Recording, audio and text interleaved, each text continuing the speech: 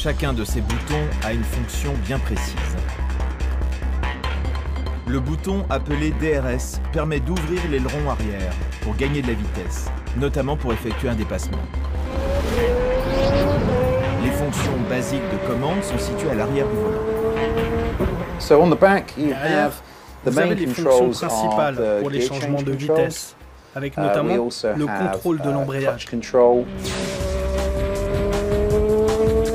La plupart des boutons agissent directement sur le moteur. Différentes configurations de course sont enregistrées. Un des boutons permet d'enclencher la puissance maximale pour le départ. Un autre sélectionne les réglages de base selon le type de pneu choisi.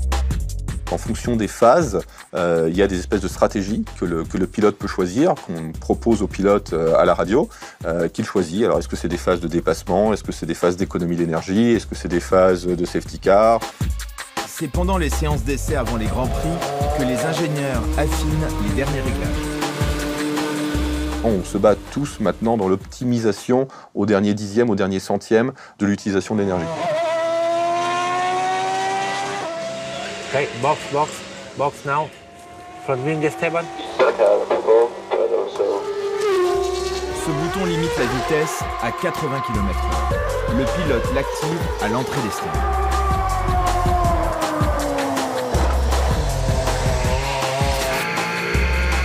Dans le cockpit, l'air ne circule pas. À quelques centimètres du moteur, le pilote se trouve dans un véritable sauna où la température frôle les 60 degrés.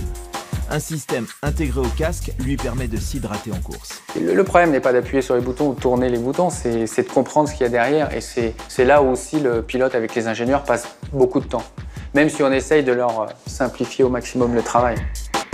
Le bouton radio établit la communication avec le paddock, le directeur sportif et le reste de l'équipe.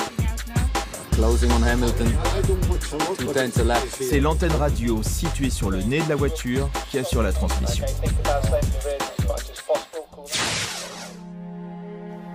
La liaison entre la monoplace et l'équipe ne se limite pas à la radio.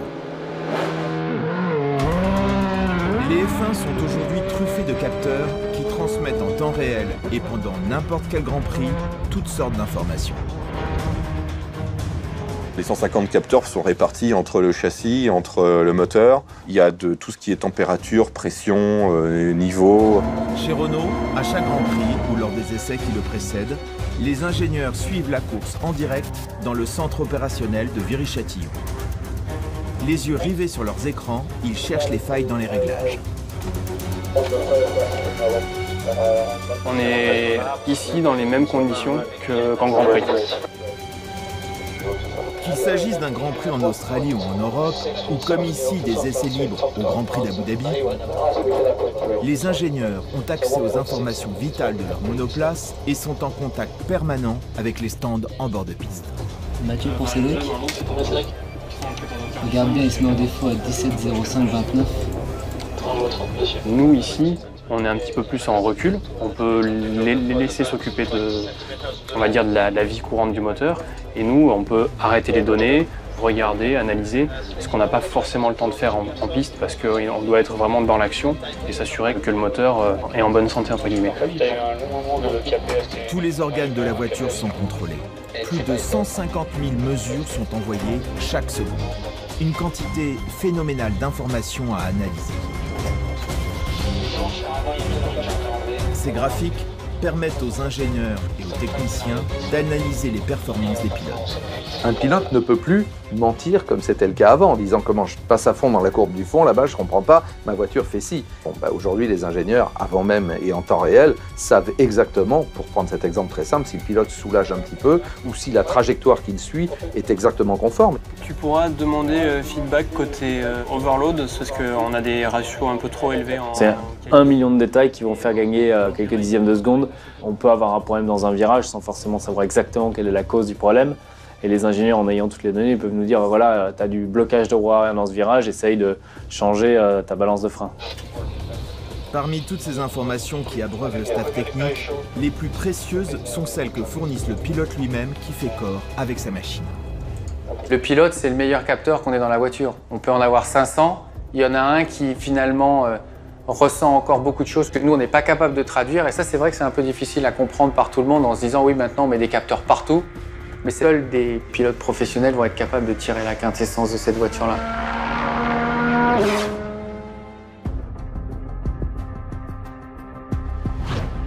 La Formule 1 est autant une histoire d'hommes que de machines. Dans les paddocks, à quelques minutes du départ, juste avant de lâcher le bolide, les mécaniciens procèdent aux derniers assemblages, peaufinent les derniers réglages. Mais l'issue de la course ne dépend plus seulement d'eux et de leur prouesse technique.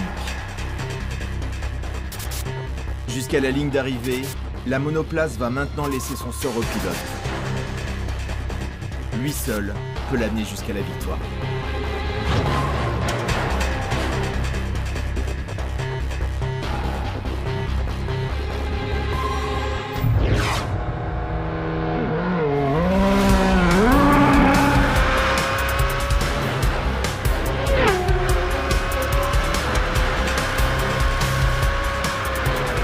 Il y a le bruit du moteur, il y a le défilement de l'image qui va très vite.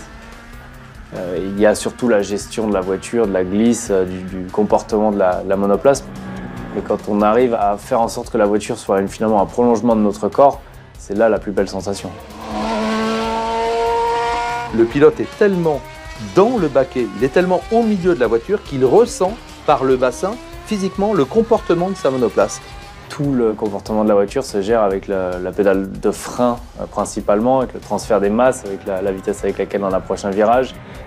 Et donc on ressent tout à travers les fesses et c'est elles finalement qui nous disent bah voilà, il faut corriger en sens, il faut faire ci, il faut faire ça, il faut mettre plus de vitesse, moins de vitesse, etc.